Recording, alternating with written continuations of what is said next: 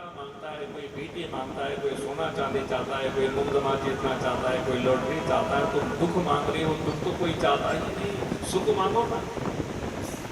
कुंती ने कहा, कन्या में संसार का सुख लेकर के क्या करूंगी? वाह सुख के माथे सिल पड़े, जो दिल से नाम भुलाए, बलिहारी वा दुख की जो पल पल नाम जबाए। गोविंद, ऐसा संसार का सुख लेकर के मैं क्या करूंगी? क्योंकि संसार का सुख जब मनुष्य को मिल जाता है, उसके जीवन में अभिमान आ जाता है, अहंकार आ जाता है, वो आपको भूल जाता है और आप रोग दूर चले जाते हैं। दुख जब हमारे जीवन में आता है तो भगवान की याद आती है। दुख में सुमिरन सब करें, सुख में करे ना कोई, जो सुख में सुमिरन करे वाको दुख का ही कोई। ये संसार का स्वरूप है।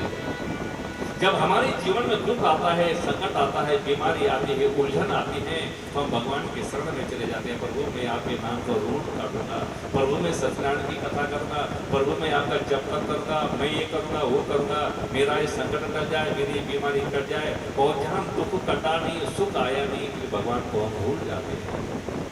ध्यान देना, हम विपत्ति को विपत्ति में नहीं मान सकते, हम संपत्ति को भी संपत्ति नहीं मान सकते। विपत्ति क्या है? बोले विपदः विस्मरणं विष्णु संपत नारायण स्मृति।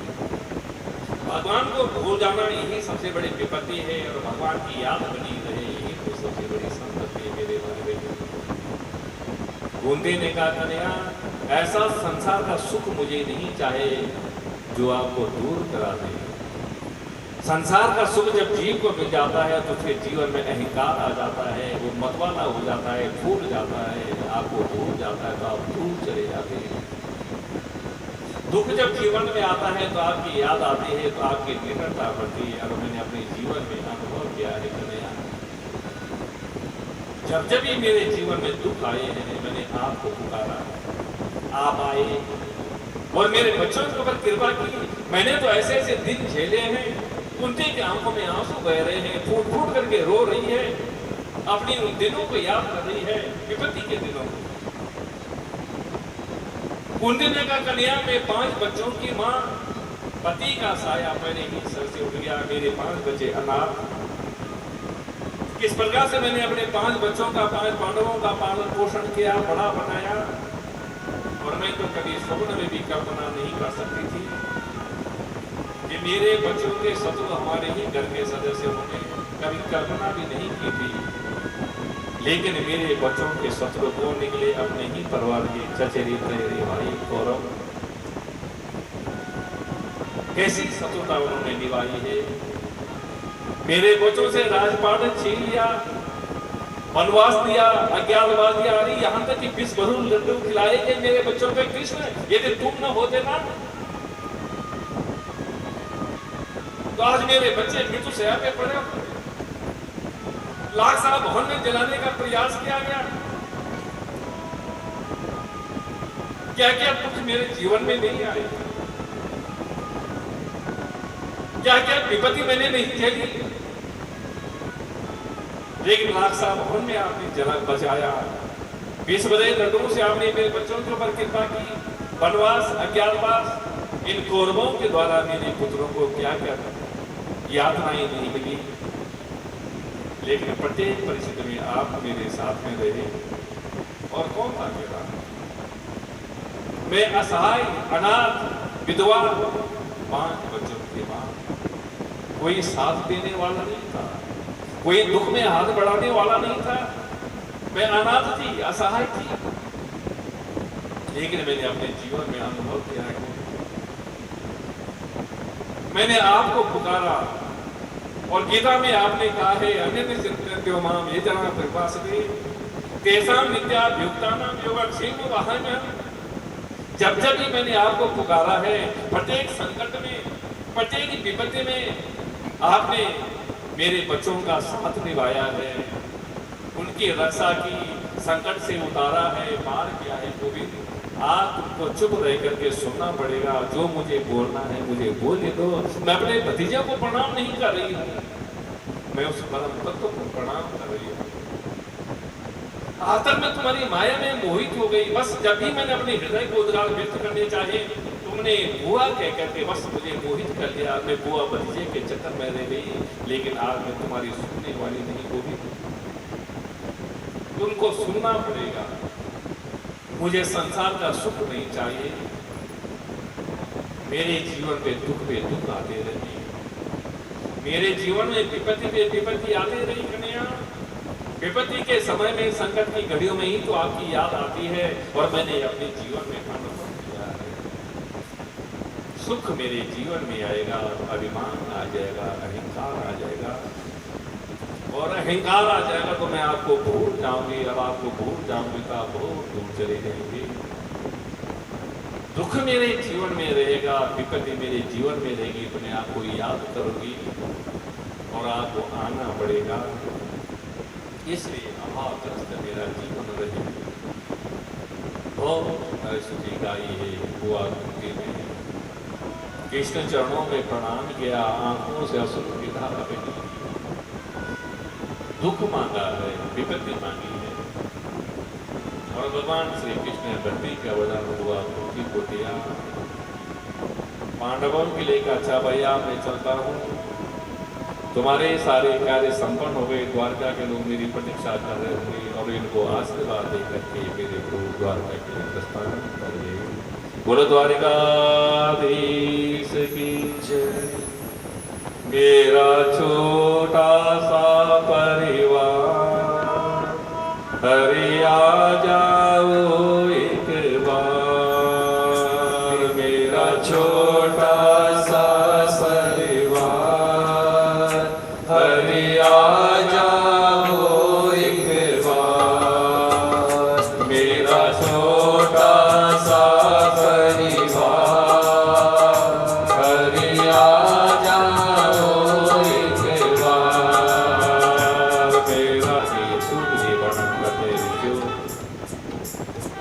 मेरा धर्मराज इस तरह गति पर विराजमान है।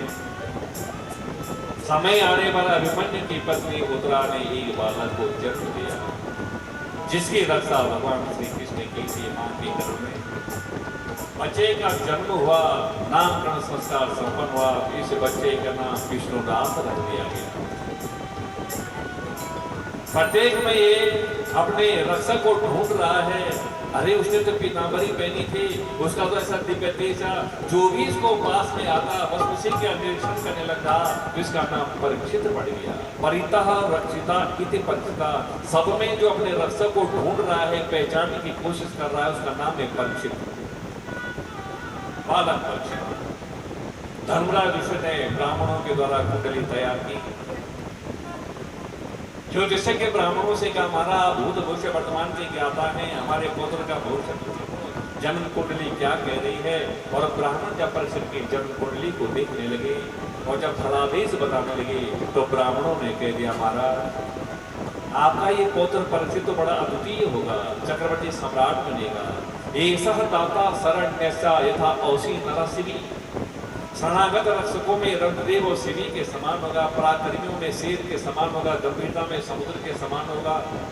चक्रवर्ती सम्राट बनेगा, दिग्विजय पे निकलेगा, सब लोग इसको टैक्स देंगे, चारों तरफ इसका जय जयकार होगा। इसका तो सब कल्याण ही कल्याण है, मंगल ही मंगल है, जयकार ही जयकार है हमारा। लेकिन एक बात बताने में बड़ा संकोच हो रहा है। और तो सब ठीक है इसकी कुंडली में, लेकिन इस बालक के अष्टम स्थान में कुछ ऐसे मार्गेश ग्रह पड़े हुए हैं, और ग्रहों का फलादेश बताता है कि सर्पदंशन से इस बालक की मृत्यु होगी, और इसको विधाता भी नहीं टाल सकता। सर्पदंशन से इसकी मृत्यु का योग दिख रहा है। ये ज्योतिष शास्त्र का नियम है, ध्यान देना। हमारे यहाँ तो ज्योतिष के बड़े बड़े पंडित हैं, आचार्य लोग हैं। ये ज्योतिष शास्त्र का नियम है कि ग्रहों का फलादेश कुछ भी हो, कोई गड़बड़ घोटाला हो, छोटी मोटी घटनाएं हो, तो इसको बाद में बताना चाहिए। पहले जो अच्छा परिणाम है, अच्छा फल है, उसको बताना चाहिए यजमान। और यजमान आई पंडित जी जन्म कुंडली देखो, और आपने आते ही कह दिया, देख रहे कि 6 महीने के अंदर आपका एक्सीडेंट होने वाला, तो माथा पीटेगा अच्छे फंसे। बस पंडित जी बस कृपा करो, और नहीं दिखाना। अच्छे अच्छे फल जो है ना उसको पहले बता देना चाहिए। छोटी मोटी कोई दुर्घटनाएं उसको बाद में बता दे तो चलेगा। तो ब्राह्मणों ने भी परीक्षित की जन्म कुंडली का फलादेश बता रहे हैं, पहले अच्छे से बातें बताई हैं। शरणागत रक्षक में नंददेव के समान होगा, शिवी के समान होगा, पराक्रमियों में शेर के समान होगा, गंभीरता में समुद्र के समान होगा, चक्रवर्ती सम्राट बनेगा, चारों तरफ जय जयकार होगा। लेकिन अष्टम स्थान में से मार्गेश ग्रह पड़े हुए महाराज सर्पदंशन इस बालक की मृत्यु का योग दिखता है और इसको विधाता भी नहीं बदल सकता। ये दुर्घटना का योग बाद बताया और कोई इसका विकल्प भी नहीं है। धर्मराज युधिष्ठिर ने सुना कि हमारा पौत्र परीक्षित चक्रवर्ती सम्राट बनेगा, तो सुनकर के खुशी हुई और सर्पदंशन से पौत्र की मृत्यु होगी तो सुनकर के दुख हुआ, ब्राह्मणों को विदा किया। धर्मराज युधिष्ठिर परीक्षित अब धीरे धीरे बड़े होने लगे महाराज। और एक दिन धर्मराज युधिष्ठिर ने अर्जुन के लिए कहा, अर्जुन तुम द्वारका के लिए जाओ, कृष्ण के समाचार लेकर के आओ। और अर्जुन द्वारका में गए हैं तो कृष्ण दर्शन नहीं मिल पाया। अर्जुन के द्वारका पहुंचने से ही पहले भगवान से कृष्ण द्वारका को छोड़ करके दिव्य धाम को जा चुके थे। रोते हुए अर्जुन आए हैं, युधिष्ठिर के चरणों में प्रणाम किया। वंचित तो हम महाराजा हरिनाम बंधु रूपेणा, भैया में कुछ लगा दिया। जिन कृष्ण की कृपा से मत्स्य भेदन करके मैं स्वयं में द्रौपदी को जीता और कृष्ण मुझे छोड़ करके चले गए। जिन कृष्ण की कृपा से विश्वरे लड़कों से हमारी रक्षा हुई, वरना दुर्योधन को मारना चाहता था वो कृष्ण हमें छोड़ करके चले गए। जिन कृष्ण की कृपा से दुर्वासा के हिसाब से हमारी रक्षा हुई वो कृष्ण हमें छोड़ करके चले गए। मुझे द्वारका में कृष्ण दर्शन नहीं मिला। धर्मराज युधिष्ठिर ने सुना कि कृष्ण नहीं रहे, वैराग्य हुआ। जब कृष्ण ही नहीं रहे हम ही रह करके क्या करते, गाड़ी में ड्राइवर ही न हो तो पैसेंजर बैठे बैठे क्या करने, कोई संचालक तो होना ना। पांडव रूपी गाड़ी के संचालक हैं, ड्राइवर हैं श्री कृष्ण। जब जब भी पांडवों पर कोई विपत्ति आई, संकट आया, भगवान श्री कृष्ण को संकट से वाला। आज कृष्ण के बिना पांडव हमारे अनाथ हो गया, असहाय हो गया। धर्मराज युधिष्ठिर ने कहा जब कृष्ण ही नहीं रहे तो हम ही रह करके क्या करेंगे। आज पांडवों के जीवन में वैराग्य हुआ। परीक्षित जवान हो गए हैं। धर्मराज युधिष्ठिर ने परीक्षित को बुलाया, पौत्र अब तुम गद्दी संभालो। हमने इस सिंहासन का बहुत सुख भोग लिया, अब हम उत्तराखंड की यात्रा करेंगे, हिमालय की यात्रा पर निकलेंगे, स्वर्ग का आरोहण करेंगे। अब तुम गद्दी संभालो। आज अभिमन्यु पुत्र परीक्षित को धर्मराज युधिष्ठिर ने गद्दी पर विराजमान किया, तिलक दिया, माला पहनाई, अभिषेक किया और 3 बातें बताई हैं जाते हुए, बेटा इन 3 बातों का ध्यान रखना, जीवन महान बनेगा। पहली बात का ध्यान रखना, कभी ब्राह्मण का तिरस्कार मत करना। हमारे शास्त्र कहते हैं देवाधीन जगत सर्वम मंत्राधीन च देवता, ते मंत्रा ब्राह्मणाधीना तस्मात् ब्राह्मण देवता। संपूर्ण जगत देवताओं के अधीन है, वे देवता मंत्रों के अधीन है। और ते मंत्रा ब्राह्मणाधीना, वे मंत्र ब्राह्मणों के अधीन है कि ब्राह्मण ही श्रेष्ठ देवता है। कभी ब्राह्मण का तिरस्कार मत करना। समय समय पर ब्राह्मण से नीति का उपदेश ग्रहण करते रहना। ब्राह्मण नीति के होता है, समाज सुधारक होता है। ब्राह्मण के प्रति श्रद्धा का भाव बनाए रखना, नीति का उपदेश ग्रहण करते रहना, ब्राह्मण की सेवा करते रहना।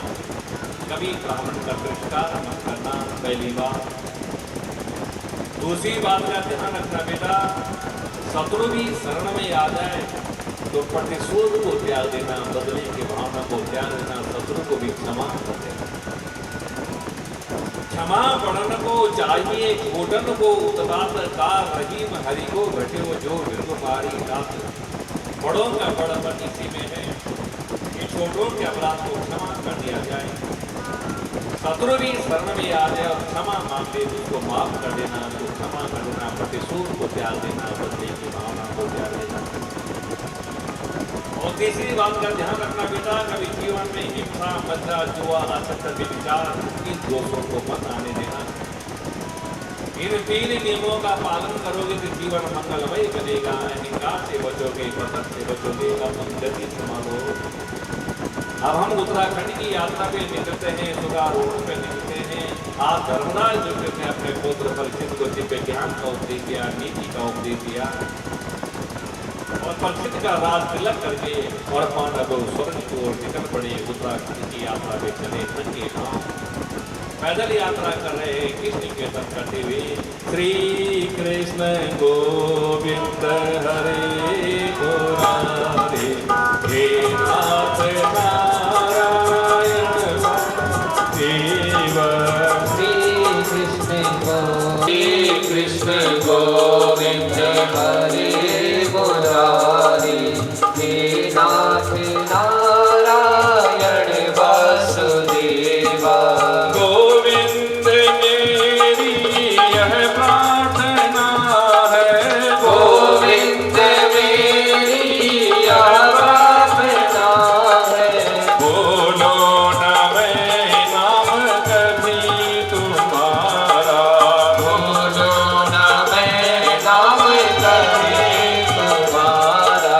अनित काम होकर दिन रात गाऊं, गोविंद नाम होकर माधवी दी।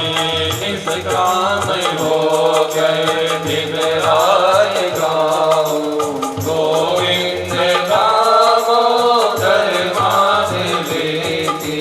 श्री कृष्ण गोविंद हरे मुरारी, हे नाथ नारायण वासुदेव। धर्मराज दुष्ट ने ही स्वर्ग में आना प्रवेश किया। स्वरारोहण पांडवों का भगवान ने कहा पूरा पांडव परिवार, पांडवों का स्वरारोहण हुआ।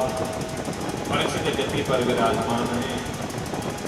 छोटी सी उम्र में ही परीक्षित के कंधों पर बहुत बड़ा भार आ गया है। राजगति का जिम्मेवारी आई और एक दिन परीक्षित ने देखा कि मैं पूर्वजों के राज्य की सेवा का निरीक्षण तो कर रहा हूँ, कहाँ तक हमारे पूर्वजों के राज्य है।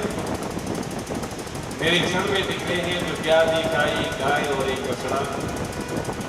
बछड़ा जिसके 3 पैर कटे हुए हैं, एक पैर पे लंबा लंबा करके चल रहा है। गाय जो हड्डियों का ढांचा बांध रहे हैं, आंखों में आंसू बह रहे हैं। तो गाय और बछड़ा दोनों आपस में विचार विमर्श कर रहे हैं, वार्तालाप होता है। बछड़े ने गाय से पूछा, माँ तुम इतनी कमजोर क्यों हो गई हो, हड्डियां चमक रही हैं, आंखों में आंसू बह रहे हैं, क्या बात है। तो गाय ने अपना परिचय दिया, बेटा मैं पृथ्वी हूँ, मैंने गाय का रूप बनाया है। अत्याचार, अनाचार, पापाचार, दुराचार बढ़ने लगे हैं, हिंसाएं होने लगे हैं। अब ये बाहर मुझसे ढोया नहीं जा रहा है, मैं बहुत दुखी हूँ, इसलिए मैं कमजोर हो गई हूँ। लेकिन बच्चा तुम बताओ, तुम्हारे 3 पैर कटे हुए हैं, एक पैर पे लंबा करके तुम जा रहे हो, तुम्हारा परिचय। तो बछड़े ने अपना परिचय दिया, माँ मैं धर्म हूँ, मैंने ही बछड़े का रूप धारण किया है। मेरे 4 पैर हुआ करते हैं, सत्य तत्व दया दान सत्य त्रेता द्वापर कली, ये मेरे 4 पैर हैं। 3 पैर मेरे कट गए हैं, सत्य तत्व दया सत्य त्रेता द्वापर 3 युग निकल गए हैं। तो दान रूपी एक पैर पर मैं खड़ा हूँ, दोनों की आपस में बातचीत चल रही है। तो धर्म रूपी बछड़ा और पृथ्वी रूपी गाय, ध्यान देना होता हो, दोनों अपना टुकड़ा छुपा रहे हैं। इसी बीच में कोई एक काला पुरुष आया और हाथ में डंडा लेकर के निर्बराध गाय बछड़े की पिटाई करने लगा, मारने लगा। परीक्षित ने देखा मेरे राज्य में इतना बड़ा अत्याचार, निर्बराध गाय बछड़े की पिटाई हो रही है। तुरंत उस पर बाण चढ़ाया और जो इसको मृत्युदंड देना चाहा, इसने तुरंत दौड़ करके राजा परीक्षित के चरणों में साष्टांग प्रणाम कर दिया। त्राही माँ मारा, मुझे जीवन दान दे दो, मुझे मृत्युदंड मत दो। ने पूछ लिया आपका परिचय, आप कौन है? बोले महाराज मेरा नाम कली है, मैं कलयुग हूँ। और ध्यान देना में यहीं से कलयुग का श्रेणी होता है, प्रारंभ होता है। मैं कली हूँ महाराज। परीक्षित ने कहा, कली मेरे राज्य की सेवा के अंतर्गत तू कैसे आएगा, तूने प्रवेश कैसे कर दिया, निकल जाओ यहाँ से, मैं तुझे मृत्युदंड देना चाहता था, लेकिन तुमने मेरी शरण को स्वीकार कर दिया, क्षमा मांग लिया, मैं तुझे मृत्युदंड नहीं दूंगा। क्योंकि जाते हुए मेरे बुजुर्ग कहते कि शत्रु भी शरण में आ जाए उसको क्षमा कर देना, वरना मैं तुम्हें मार गया होता। लेकिन मैं तुम्हें जीवन दान दे रहा हूँ, कभी तुम मेरे राज्य की सेवा को छोड़कर के चले जाओ। कभी ने कहा, मारा मैं जाऊँ तो जाऊँ कहाँ, आप तो चक्रवर्ती सम्राट हैं और मैं जहाँ भी जाता हूँ आप ही मुझे धनुष्बाण हाथ में लिए हुए नजर आते हो। आपकी यहाँ है ही नहीं, असली राज्य चल रहे तो आपके पास में है। आप अपने ही राज्य के किसी कोने पर मुझे जगह देता था, मैं यहीं आराम से रह लूँगा। तो परिचित ने कहा ठीक है कभी यदि तुम यहीं रहना चाहते हो, 3-4 जगह पर तुम निवास करो। असत्य, हिंसा, जुआ और व्यभिचार, मदिरा, ये 4 दोष जहाँ हो वहाँ तुम निवास करो। कली मन में विचार करने लगा, राजा परिचित न तो जुआ खेलते हैं, न शराब पीते हैं, न व्यभिचार करते हैं, न हिंसा करते हैं, और मुझे तो राजा परिचित की बुद्धि को दूषित करना है, परिवर्तित करना है। ये तो परम वैष्णव है, संत ब्राह्मण भक्त हैं, भगवान के परम भक्त हैं, मैं इसकी बुद्धि को कैसे पढ़ूंगा? इन 4 दोषों में एक भी दोष परिचित के पास नहीं है। क्या मांगा जाए, क्या मांगा जाए? और कल ही आया परिचित के चरणों में प्रणाम किया, महाराज आपने 4 जगह मुझे रहने के लिए दे दी। अरे ऐसा अन्याय क्यों करे महाराज, जैसा यात्री वैसे कमरे। आप मेरे दोषी दोष देखते हैं, मुझमें गुण नहीं देखते हैं क्या? मेरे लिए गुण भी तो है बहुत बड़ा। बोले क्या? बोले कीर्ति या ध्याति विष्णु कृतायाम यजतो मति द्वापरी परिचर्यायाम कलो तद हरि कीर्तना।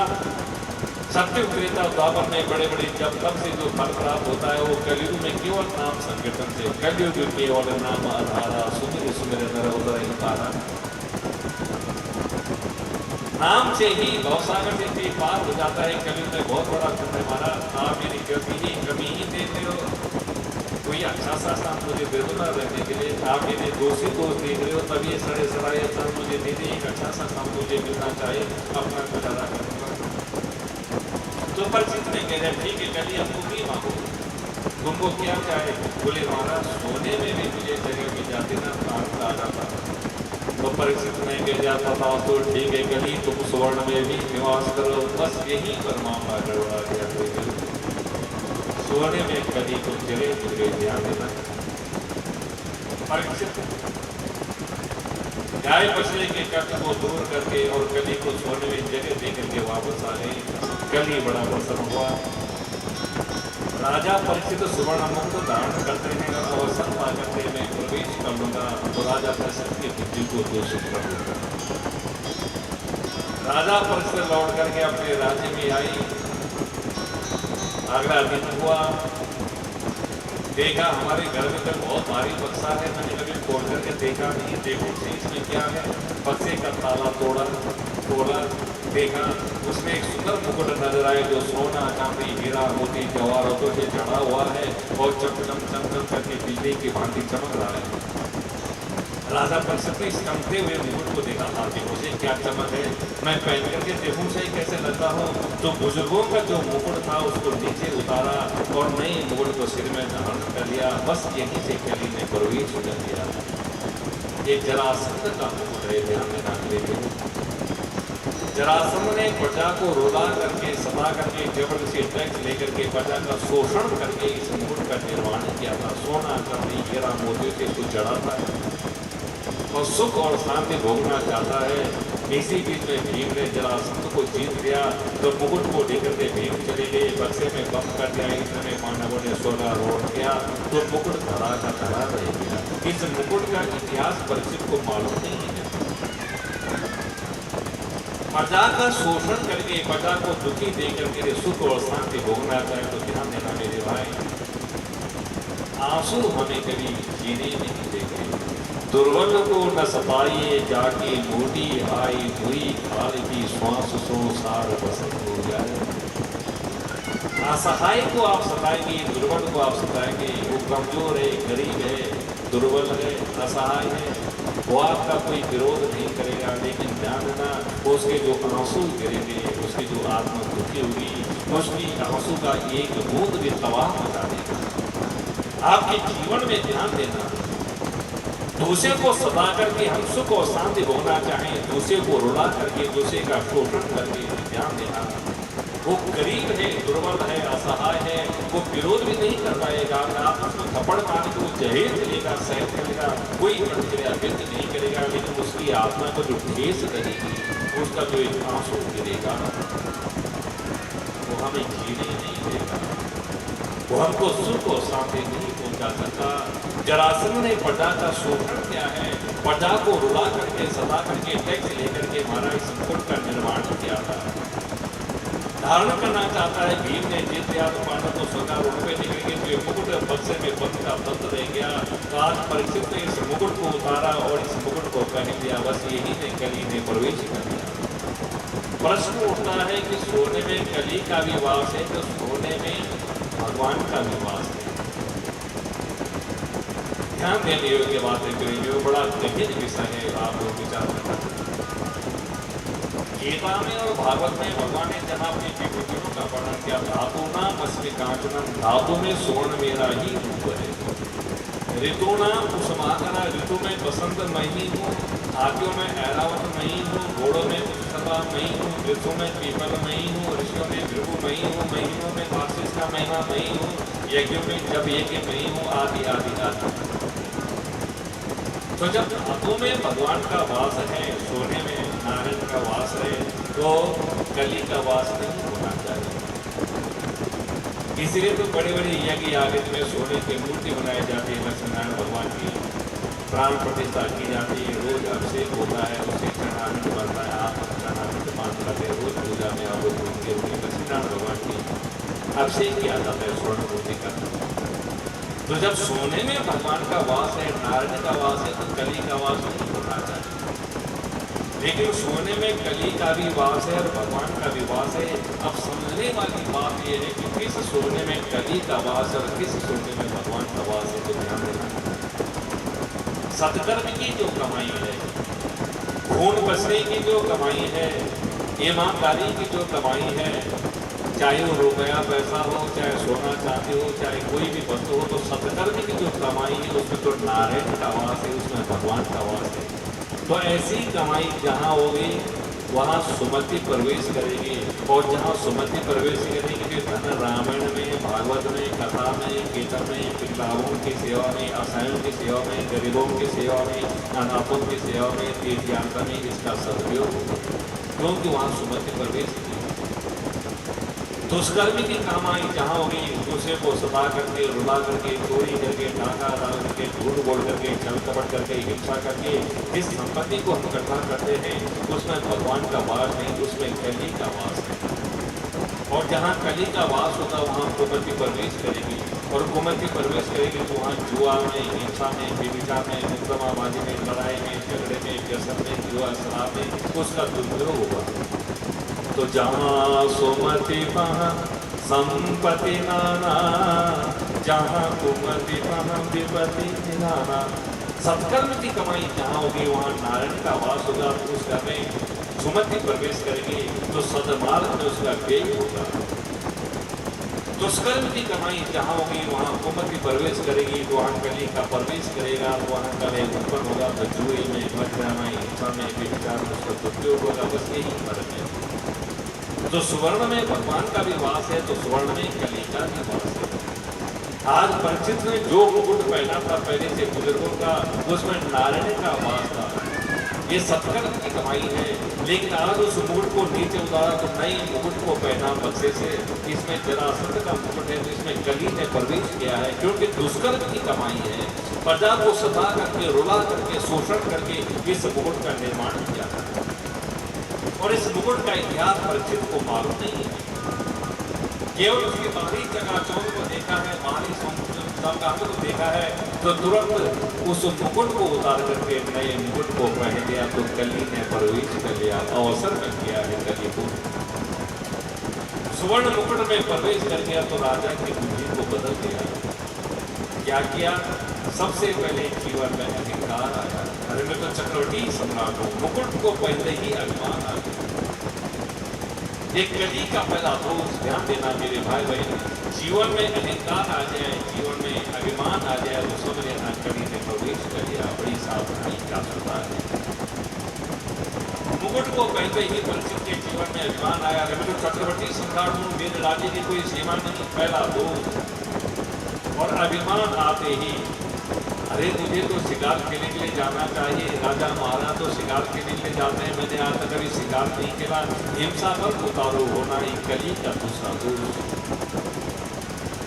आज तक तो मुकुट पहना हुआ था, आज तक तो चक्रवर्ती सम्राट के लिए कोई अभिमान नहीं आया, कभी हिंसा नहीं की, लेकिन इस मुकुट को पहनते ही कली ने जो प्रवेश कर दिया था, तो कली के प्रभाव से प्रभावित होकर के राजा राजा परीक्षित ने धनुष्मान लड़ाए हैं और चल पड़े शिकार के लिए जंगल में।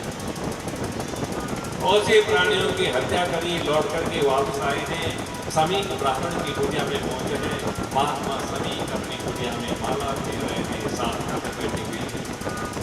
परीक्षित ने देखा, ये ढोंगी बाबा, ये ब्राह्मणी बाबा, ये दाढ़ी वाले बाबा हाथ बंद करके बैठा हुआ है, मेरा स्वागत के लिए नहीं पूछा, पानी के लिए नहीं पूछा, भोजन के लिए नहीं पूछा, तुझे पता नहीं तेरी कुटिया में चक्रवर्ती सम्राट आए हुए हैं, अब हाथ बंद करके बैठा हुआ है। अब ऋषि का अपमान शुरू हुआ, कली का तीसरा और महान, जबकि बुजुर्ग कह गए थे कि कभी ब्राह्मण का तिरस्कार मत करना, ब्राह्मण के प्रति श्रद्धा का भाव बनाए रखना, लेकिन कली के प्रभाव से प्रभावित होकर के आज परीक्षित ने हमारा समीक ब्राह्मण का अपमान शुरू किया और परीक्षा के लिए हमारा मरा हुआ सर उठा करके ऋषि के गले में डाल दिया। यदि नकली समाधि होगी, ढोंग कर रहा होगा तो भयभीत हो जाएगा, और असली समाधि होगी तो बाबा की आंखें नहीं खुलेगी। कितनी बड़ी परेशानी, मरा हुआ सर उठा करके समीक ऋषि के गले में डाल दिया, लेकिन समीक ऋषि की असली समाधि की नकली नहीं, आंखें नहीं खोली, उसी प्रकार से साधना में बैठे हुए हैं और राजा परीक्षित ऋषि का अपमान करके बड़बड़ाते हुए चला गया। समीक पुत्र श्रीनी जो कौशकी नदी के किनारे बच्चों के साथ में खेल रहा था, किसी ने जाकर के कह दिया, श्रीनी श्रीनी तुम यहाँ खेल रहे हो, जान रहे हो तुम्हारे पिता के सामने कितना बड़ा अन्याय हो रहा है। बोले क्या हुआ? बोले किसी अहंकारी राजा ने अभिमान में चूर होकर के तुम्हारे पिता के गले में मरा हुआ सर डाल दिया, तुम्हें पता ही नहीं। जो ही समीक पुत्र श्रीनी ने सुना, मेरे वचन के पिता के गले में अहंकारी राजा ने मरा सर डाल दिया, तुरंत कौशकी नदी से जल दिया है आपके श्रीनी ने और श्राप दे दिया है राजा को। इति लंघित मर्यादा तक्षका सप्तमी अनेक छवि कुलांगारः ज्योतिषो में जपयतु। जिस राजा ने अभिमान में चूर होकर के मेरे वजना नदी पिता के गले में मरा हुआ सर्प डाला, मैं उस राजा को श्राप देता हूँ, आज से 7 दिन वर्षक सर्प के दर्शन से राजा की मृत्यु हो जाए। और मेरे भाई बहन, ब्राह्मण की शक्ति बाण में नहीं वाणी में होती है, ब्रह्मवाक्य जनार्दना, ऐसा बात बाण छोड़ा है महाराज। ब्राह्मण का साथ कभी मिथ्या नहीं हो सकता। आसे साबे दिन पर सत्य के दर्शन से राजा की मृत्यु हो जाए, ऐसा साथ दे दिया। समीक पुत्र श्रीनी दौड़ करके पिता के पास में आया, जोर जोर से रोने लगा। पिता ने कहा, बेटा क्यों रो रहे हो? पिताजी, किसी राजा ने आपके गले में मरा हुआ सर्प डाला, बेटा कोई नहीं, दो ये मैंने फेंक दिया, लेकिन ये राजा के लिए कुछ बोला तो नहीं। बोले मैंने गुस्से में आकर के राजा को साफ दे दिया कि आज से 7 दिन तक सर्प के दर्शन से राजा की मृत्यु हो जाएगी। तो समीक किसी ने कहा, बेटा ये अच्छा नहीं है। कली के प्रभाव से प्रभावित होकर के परीक्षित सम्राट ने मेरे गले में मरा हुआ सर्प डाला, वो तो ब्राह्मण भक्त है, संत भक्त है, भगत भक्त है। निकट भविष्य में भारत देश को परीक्षित जैसा सम्राट मिलने वाला नहीं, परीक्षित जैसा आदर्शवादी भगवत भक्त ऐसा महाराज मिलने वाला नहीं। ये तुमने अच्छा नहीं किया, अपने क्रोध को रोक नहीं पाए। अरे कली के प्रवाह से प्रभावित होकर के परीक्षित ने ऐसा किया, तुमको श्राप नहीं देना चाहिए। आज एक दूत भेजा है समीक ने, जाओ परीक्षित से कह दो तुम्हें साथ मिल चुका है, 7 दिन तक सर्प के दर्शन से मृत्यु हो जाएगी। और राजा परीक्षित को जब ये समाचार मिलता है कि समीक पुत्र श्रीनी ने साथ दे दिया है, 7 दिन तक सर्प के दर्शन से राजा की मृत्यु हो जाएगी, तो राजा परीक्षित के जीवन में वैराग्य हुआ। मन में विचार करने लगे, मेरी मृत्यु तो अभी हो जानी चाहिए, इसी वक्त हो जानी चाहिए। मैंने तो इतना बड़ा अपराध किया है कि बुजुर्गों के बताए हुए नियमों का उल्लंघन किया, वजना नदी ब्राह्मण के गले में मरा हुआ सर्प डाला, रात करने का ऐसा बड़ा अभिमान आ गया था। लेकिन समीक पुत्र श्रीनी ने जो साथ दिया है, 7 दिन मृत्यु का साथ, अब 7 दिन तक तो जीवन धारण करना ही पड़ेगा। और संसार में आए हैं तो संसार में तो जाना ही पड़ेगा। अब इस मृत्यु को कैसे मंगलोत्सव में बताया जाए, इस मृत्यु को कैसे महान बनाया जाए, कैसे इसको हमारा धन्य बनाया जाए, बस इसी की खोज में परीक्षित महाराज निकले। आज चक्रवर्ती सम्राट परीक्षित उस राजगद्दी को ठोकर मार करके मारा। ऐसा वैरागी हुआ, बड़े बड़े ज्ञानी ध्यानों से पूछा है जिसके मृत्यु 7वें दिन होने तो उसको क्या करना चाहिए, कोई समाधान नहीं दे पाया। राजा परीक्षित के लिए 7वें दिन ही मृत्यु का साथ क्यों लगा, ध्यान देंगे थोड़ा इसके आध्यात्मिक पक्ष को समझने की कोशिश आप करेंगे प्रेमी। परीक्षित को ये जीव ही परीक्षित है, आप और हम ही परीक्षित है। जीवन की जो 7 दिन है, इतवार, सोमवार, मंगल, बुध, बृहस्पति, शुक्र, शनि, यही हमारी जीवन यात्रा है। और काल ही तक सके जो हर समय धन फैला करके दंड मारने को तैयार रहता है। यही हमारी जीवन की कथा है, यही हमारी जीवन यात्रा है, इतवार से लेकर के शनिवार तक। ध्यान देना, जब ये जीव रूपी परिस्थिति संसार में आता है तो 7 दिनों के बीच में जन्म हुआ, इतवार से लेकर के शनिवार के बीच में नामकरण संस्कार हुआ किन्हीं 7 दिनों के बीच में, जोड़ाकरण हुआ तो 7 दिनों के बीच में, पढ़ाई हुई 7 दिनों के बीच में, विवाह हुआ 7 दिनों के बीच में, सर्विस लगी 7 दिनों के बीच में, प्रमोशन हुआ 7 दिनों के बीच में, रिटायरमेंट हुआ 7 दिनों के बीच में, पेंशन दी 7 दिनों के बीच में, बीमार पड़े 7 दिनों के बीच में, इलाज चला 7 दिनों के बीच में, और राम नाम सत्य गोविंदाय नमो नमः हुआ तो 7 दिनों के बीच में। बोलो बाल कृष्ण भगवान की। 8वां दिन बन करके किसी के जीवन में आया हो मेरे भाई साहब, बताइए जन्म से लेकर के मरण पर्यंत, इतवार से लेकर के शनिवार के बीच में, बस यही हम चक्र काटते रहते हैं। 8वां दिन भी हमारी जीवन का नहीं है। और इन्हीं 7 दिनों में ये भी मेरा, वो भी मेरा, उसको काटो, उसको मारो, और ही आता है जब वो दिन आए संसार में विदा हो जाते हैं। 4 दिन की चांदनी फिर अंधेरी रात, वही भाग के 3 बाद मेरे भाग। 8वां दिन भी हमारे जीवन का नहीं है, ये जीव ही परिचित है, आप और हम ही परिचित है। जीवन के जो 7 दिन है, इतवार से लेकर के शनिवार पर्यंत, यही हमारी जीवन यात्रा है। और काल ही तक है जो हर समय फंड फैला करके तैयार बैठा है डसने के लिए। इस काल रूपी तक्षक से कैसे बचा जाए, ये तो बारियां हैं, कोई आ जाने वाला है, कोई कल कोई परसों। आज तक हम न जाने कितने लोगों को कंधे पर ढोकर के स्मशान घाटों उसको अंत्येष्टि क्रिया कर चुके हैं, न जाने कितने लोगों को हम दफना चुके हैं। और हम जानते हैं कि एक दिन हमको भी संसार छोड़ करके जाना है, फिर भी हमको वैराग्य नहीं हो पा रहा है।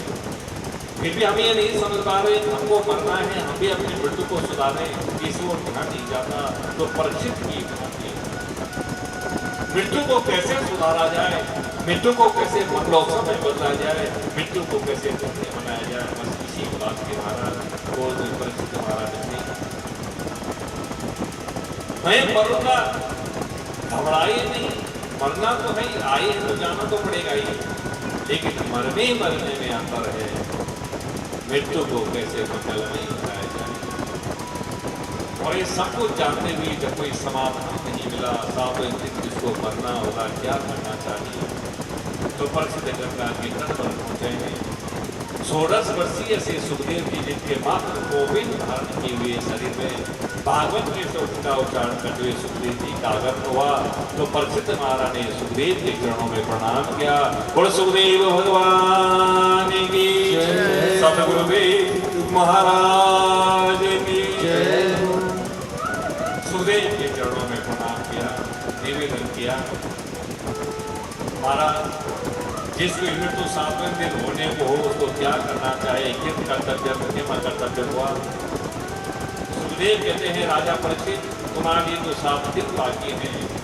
राजा भगवान को एक ही घड़ी में अपना यह लोग बदलो सुधार दिया था, तुम्हारे लिए 7 दिन बाकी है, तुम बहुत कुछ कर सकते हो। बरियारी सते प्रश्न कीर्तो लोके हितार्थित्वा आत्मविद समता पुण्यम श्रोतव्यादि श्रियपरा। जिसकी मृत्यु नजदीक आ चुकी हो और प्रत्येक व्यक्ति मरण करना है, 7 दिनों में तो सब हो जाना है, तो बारी के अनुसार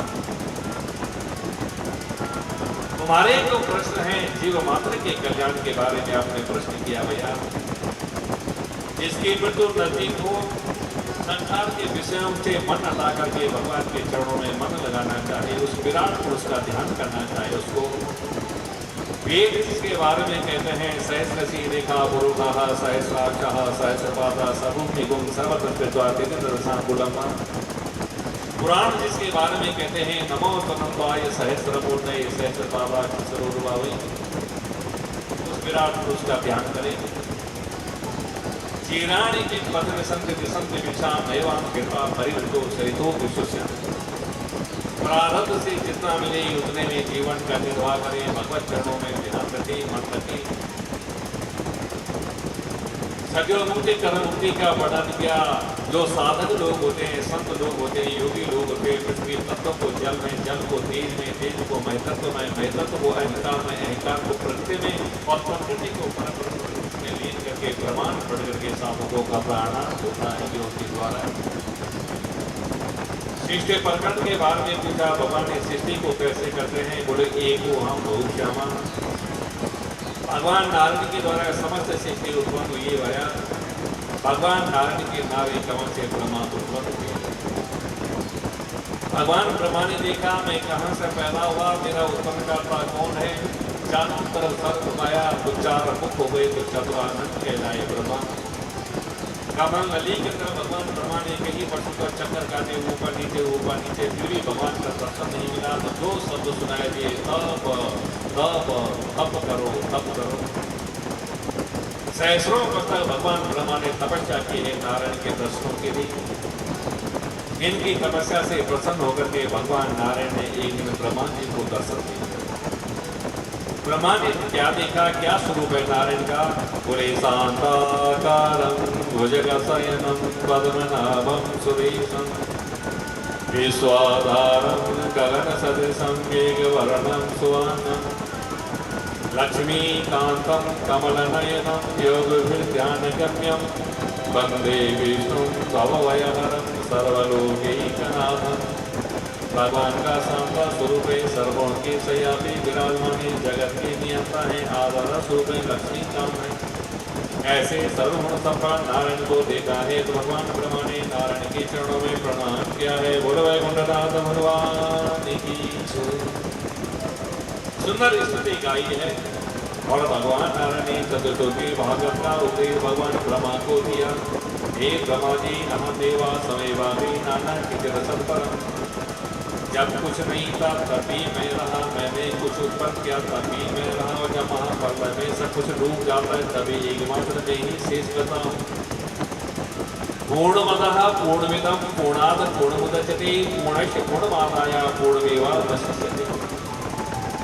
जो कभी नाश को प्राप्त नहीं होता, इतने का भाग इतने में दिया, शेष बचा कितना? शेष भाग में जिसमें किसी की संख्या का भाग नहीं जाता, जो फिर भी शेष बच जाता है वही शेषावतार भगवान नारायण। भगवान नारायण ने उपदेश दिया मैं ही सृष्टि को उत्पन्न करता हूँ, मैं पूर्ण नाजुक। माने जैसे मकड़ी अपने शरीर से जाले को बुनती है, नाना प्रकार के कीड़ों को फंसाती है, अपना ग्रास बनाती है और अंत में उस जाले को अपने में ही समेट लेती है।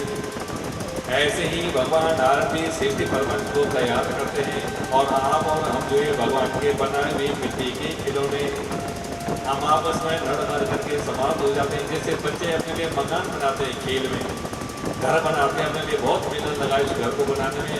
और इतने में मम्मी ने कह दिया चलो नाश्ता तैयार है, अब बच्चा उस मकान में गिराने के तुरंत दौड़ पड़ता है, मैया ने मुझे नाश्ता भी बुलाया। अरे उस मकान को बनाने में कितना समय उस बच्चे को लगता है, और जब भूख की बात आती है मकान को तोड़ने में भाग जाता है।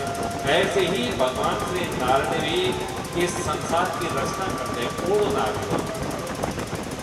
मकड़ी जैसे अपने शरीर से जाले को तैयार करती है, नाना प्रकार के कीड़े मकोड़ों को फंसाती है, अपना ग्रास बनाती है, और जब लीला पूरी हो जाती है तो उस जाले को अपने में ही समेट लेती है। ऐसे ही भगवान का बनाए हुए संसार चक्र आप और हम जो है ना, हम तो मिट्टी के खिलौने हैं। ये भी मेरा वो भी मेरा, आपस में लड़मड़ करके हम समाप्त हो जाते हैं। और ठाकुर जो दूर से देखते रहते हैं, देखो ना हो गया सब खेल खत्म, और लीला समेट लेते हैं, अपने समा लेते हैं।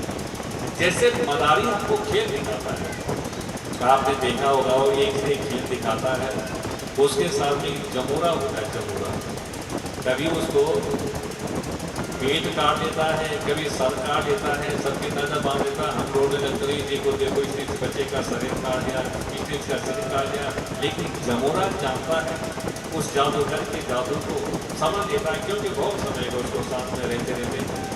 तो जादूगर जैसे अपने जादू के द्वारा सबको अपनी ओर आकर्षित कर लेता है, सबकी नजर बांध देता है। हमको ये लगता है कि जो कर रहा है वो तो सही कर रहा है, यदि तो सही नहीं है वो तो एक दिखावा है, जादू है।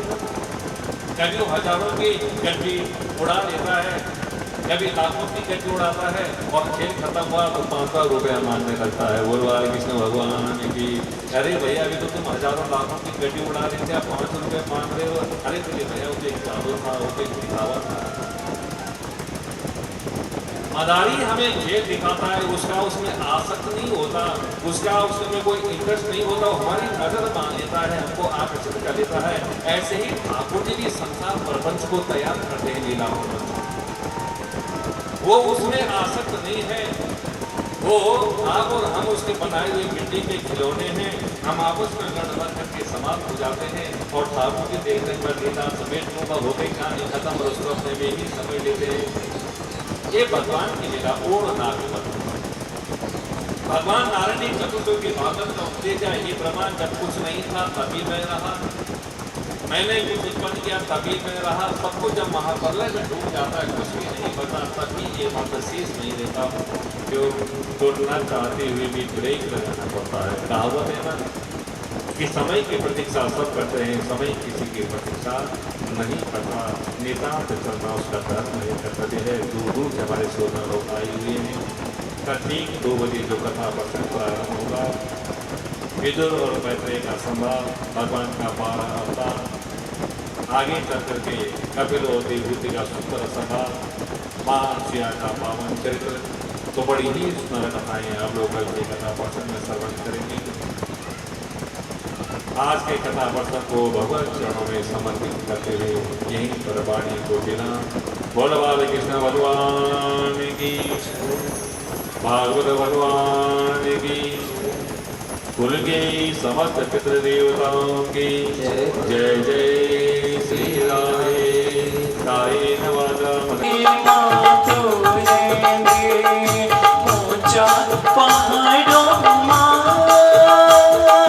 शिव जी का गेले भैया तूरे दे माँ तूरे दे भैया तूरे दे माँ तूरे दे।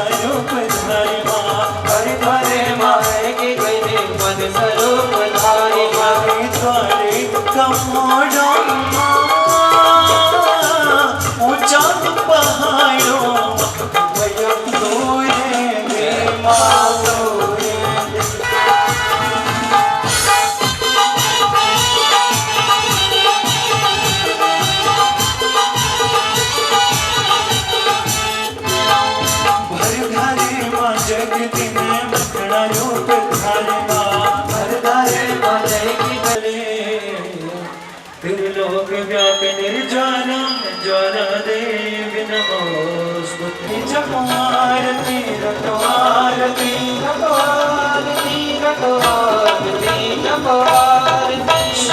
भागवत भगवान की आरती पापियों को वापस है भागवत भगवान की आरती पापियों को वापस है।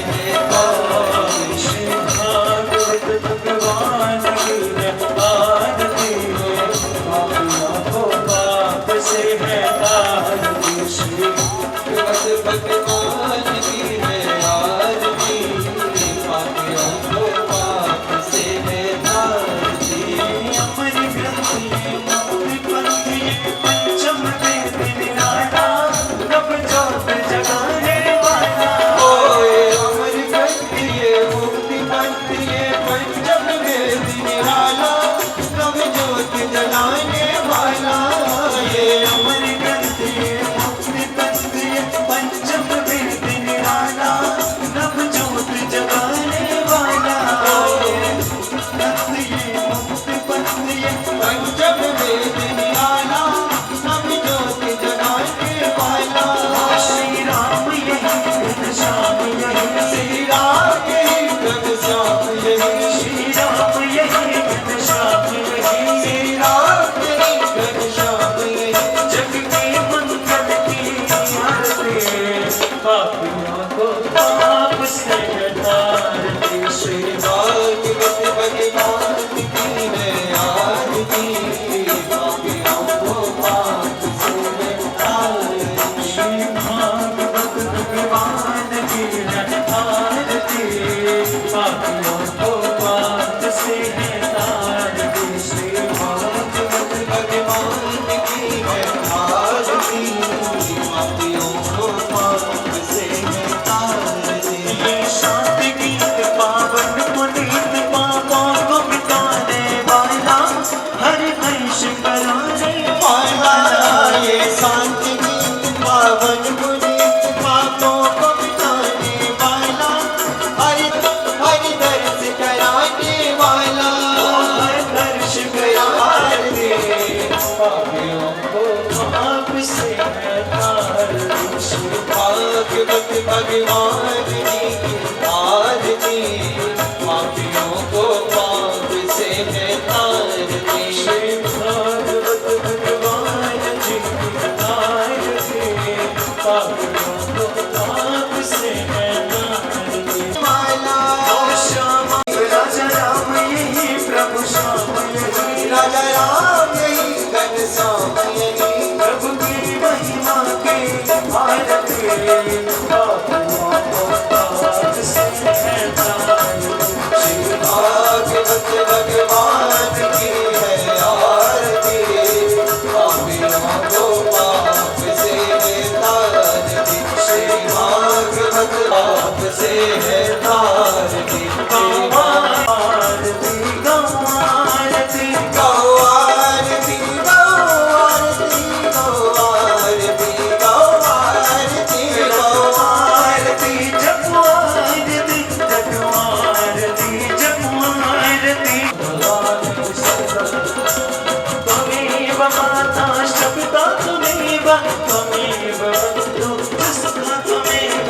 त्वमेव विद्यानगणं निर्भवतो ॐ व्यासाय विष्णुरूपाय श्रीव्यासाय ममता चरकाणी मुखड़ी साणी साणी साणी। जय अम्बा जगदम्बा जय माता रानी माता रानी।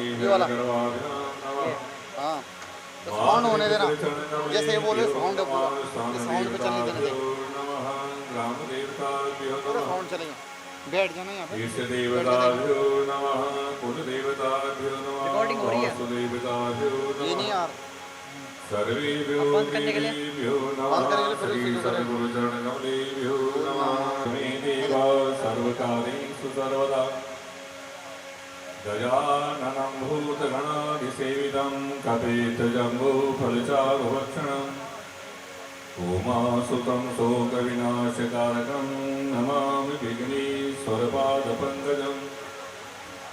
मनोजवं मारुततुल्यवेगं जितेन्द्रियं बुद्धिमतां वरिष्ठं वातात्मनं वानरयूथमुख्यं श्रीरामदूतं शरणं प्रपद्ये। कान्ति सितामृषतिनिन्दितसारदेन्दो यत्रैकतो विलसितामसिताङ्गसोवा। वृन्दावने पिकतया मुनुगाङ्गसन्नं श्रीराधा मुकुन्दयुगलं तदहं नमामि।